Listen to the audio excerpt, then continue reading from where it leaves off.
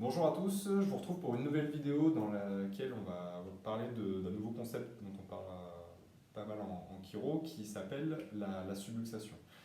Une subluxation, c'est quoi? C'est une interférence qu'on a au niveau de notre système nerveux qui fait que l'information entre le cerveau et le reste du corps, elle ne va pas être efficace à 100% de ses capacités. C'est comme l'exemple que j'utilise assez souvent.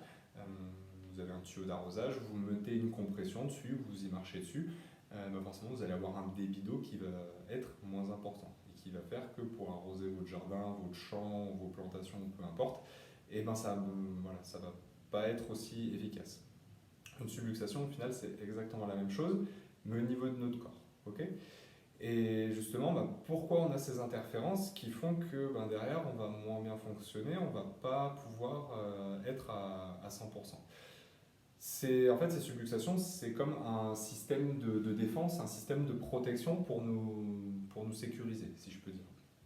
Euh, on peut parler en exemple, ça peut être exactement comme un disjoncteur, comme un fusible. Ok. Quand par exemple vous arrivez chez vous en hiver, vous avez les radiateurs qui vont être électriques, qui vont fonctionner, vous allez avoir le frigo, votre congélateur dans votre cuisine en marche.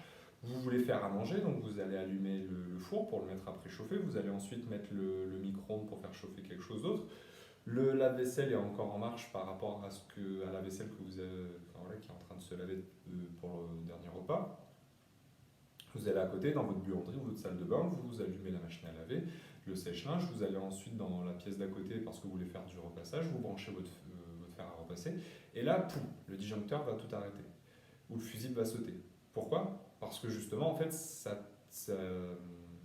le réseau électrique en fait, dans votre maison n'a pas la capacité à subvenir en fait à toutes les demandes, enfin, à tous les appareils. Et ben, au final, dans notre corps, c'est un peu le même système qui se passe.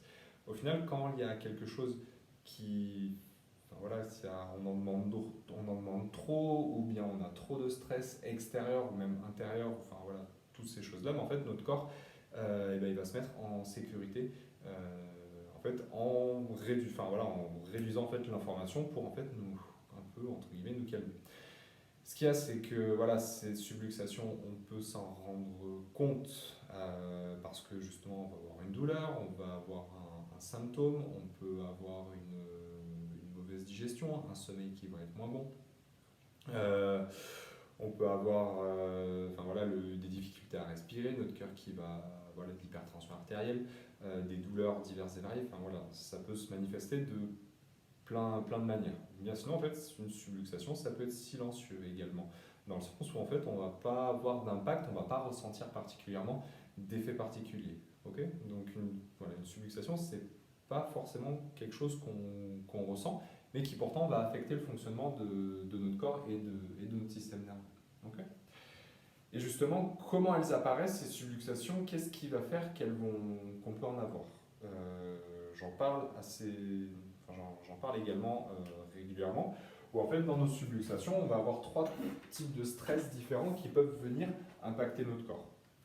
Premier type de stress qu'on peut avoir, en fait, ce sont, comme je l'ai expliqué en premier, ça peut être les stress physiques. Donc, quand je dis physique, ça peut être tout ce qui peut être chute, accident, traumatisme, le fait d'apprendre à faire du vélo, le fait voilà, un accident de voiture, un accident de moto, voilà, toutes ces choses-là, ce sont des stress physiques qui peuvent nous impacter notre corps, notre fonctionnement et créer des subluxations.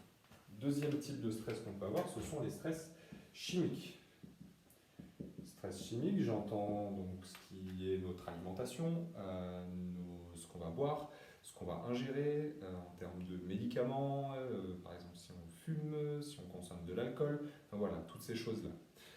Troisième type de stress qu'on peut avoir et qui peut provoquer des subluxations, ça va être le facteur émotionnel. Émotionnel dans le sens où c'est notre cerveau qui est la source de nos émotions, de notre mental, de nos pensées, de nos sentiments, de nos peurs, de nos croyances, de nos limitations, enfin voilà, de toutes ces choses-là. Donc au final, la partie émotion, c'est également quelque chose qui peut affecter notre fonctionnement. Vous voyez quelqu'un qui fait un burn-out, par exemple, C'est quelqu'un qui a reçu énormément de stress, de responsabilité dans son travail et qui en fait au bout d'un moment, poum, il y a tout qui se coupe, la personne n'arrive plus à la suite. Ça c'est vraiment, on va dire, un exemple assez concret de ce que provoquait en fait des subluxations en fait avec un facteur émotionnel. Ok. Justement après donc le but en chiro ça va être d'enlever ces subluxations en fait parce que nous on appelle un ajustement.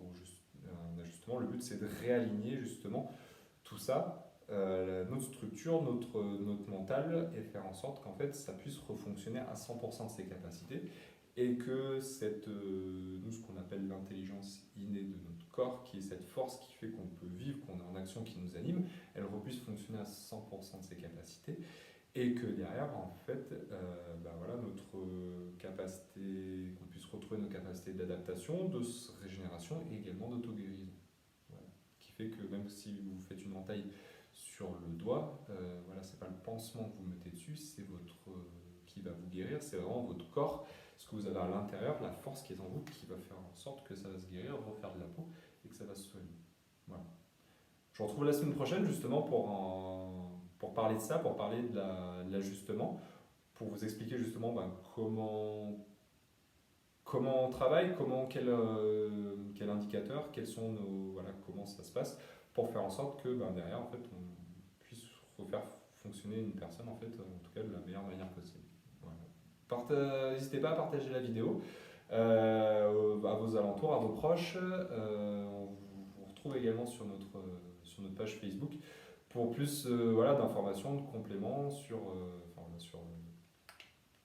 des conseils santé, sur des informations sur la chiro ou quoi que ce soit par rapport à, surtout pendant cette période de confinement où justement on a le temps de travailler sur soi, de prendre soin de soi, de tirer le plus de positif de cette situation, même si voilà, c'est pas forcément évident pour